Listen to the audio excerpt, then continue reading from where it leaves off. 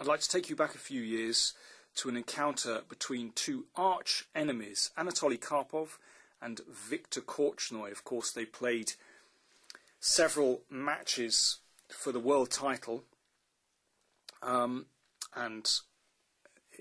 they became very tense indeed after Korchnoi defected from the Soviet Union. And their rivalry was extraordinary in these years around the late 70s and early 80s. And this game was played at a tournament in London. They'd had their World Championship match in 1978 in Baguio, then 81 in Murano. Korchnoi lost them both in 78 very narrowly. But this time in the early 80s, Korchnoi was still at the height of his powers. And this was eagerly awaited, the game in this tournament. And I was there and watching the game, and Korchnoi arrived at the board like a steaming bull.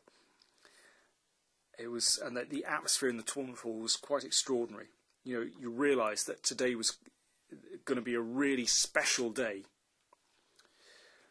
Karpov, very cleverly, I think, played a solid opening, knight to f3, just waiting to see what Korchnoi was going to do.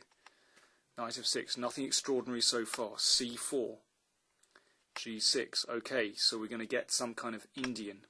King's Indian? Grunfeld? More likely to be a Grunfeld. That was one of Korchnoi's specialities. d4.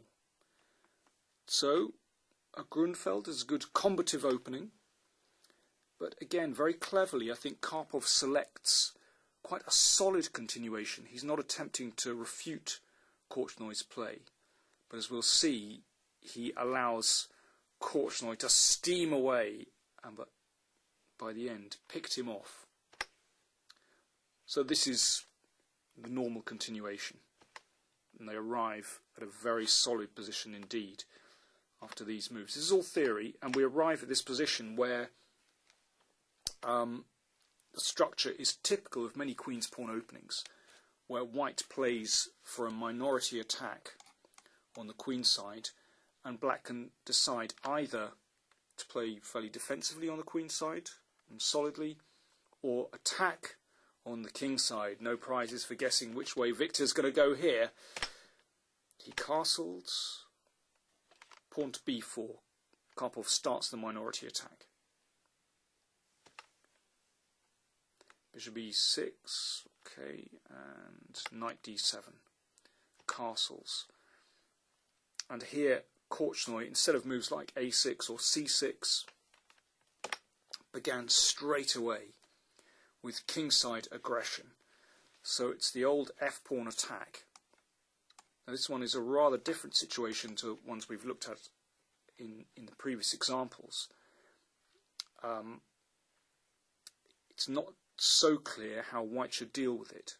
There's no obvious blockader, for example. So here's my question for you.